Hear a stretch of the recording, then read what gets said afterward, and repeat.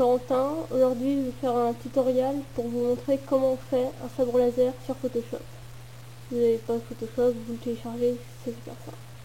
Donc là, on ouvre Photoshop. On attend.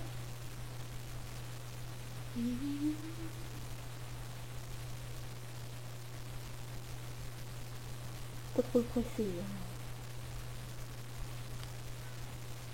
Voilà, ça y est. Alors. Normalement, ils ont là. Là, ça monte. Donc, je fais fichier, ouvrir. Donc, là, c'est mes images. Je clique dans Photoshop, je prends la photo que j'ai prise tout à l'heure. Enfin, hier. Ouvrir. On attend, toujours et encore. Là, voilà. Donc, je me retrouve avec une lampe entre les mains, à la place d'un sabre laser. C'est fort dommage.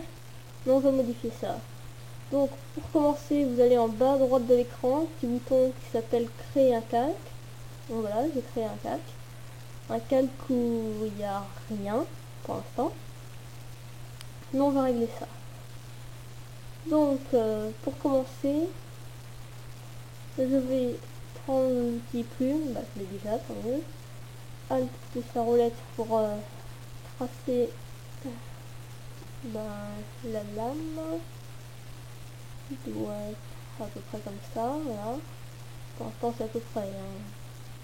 C'est juste pour montrer comment on fait. Voilà.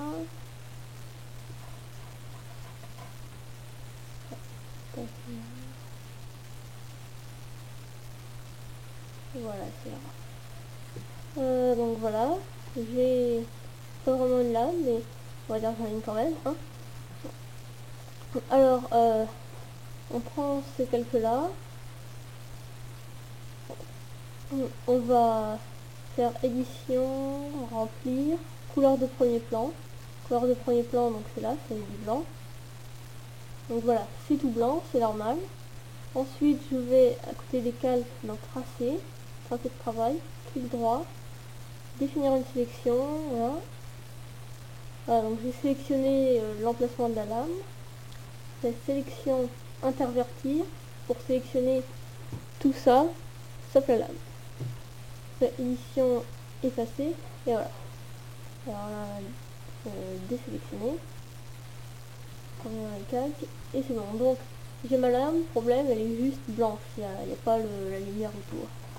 Alors pour ça, je vais donc sélectionner mon calque, celui-là, et je vais un petit bouton en dessous qui s'appelle FX.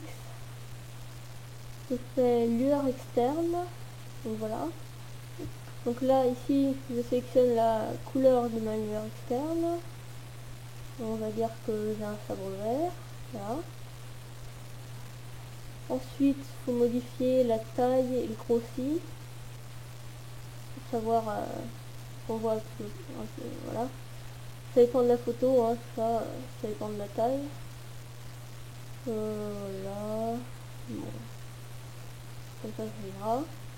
Ensuite, donc je peux toujours modifier la couleur, hein, si je veux. Ici j'ai du bleu, ici j'ai du rouge, ici j'ai du violet. Je ne suis pas mes Windows, mais je vais quand même l'avoir. Je vais garder le violet. Alors ensuite je prends satin. Je lui dis que je veux encore du violet. Attendez, je trouve le bon violet, voilà. Ensuite là il m'a mis inversé, mais il faut pas. L'angle il s'est éboré, voilà. Cet angle là ça devrait aller. Ensuite je vais modifier encore un petit peu la taille, la distance. Là ça m'a l'air assez bien. Là voilà, parfait. Et donc comme ça j'ai ma lame qui est floue au lieu d'être trop nette, qui sera arrivé.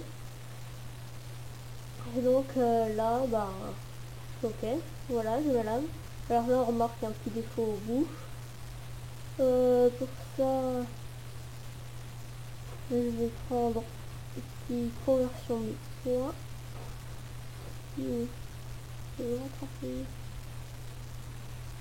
Bon, visiblement il n'est pas d'accord.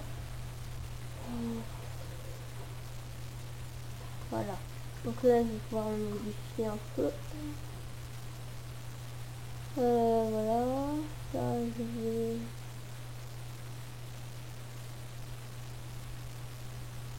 modifier un peu par là.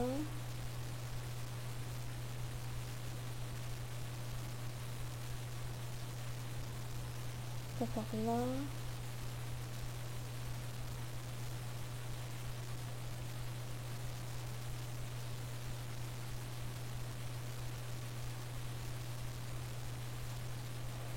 Bon, c'est assez long les réglages. C'est très pratique ici. Mais voilà. Là, normalement, je suis arrivé. Parfait.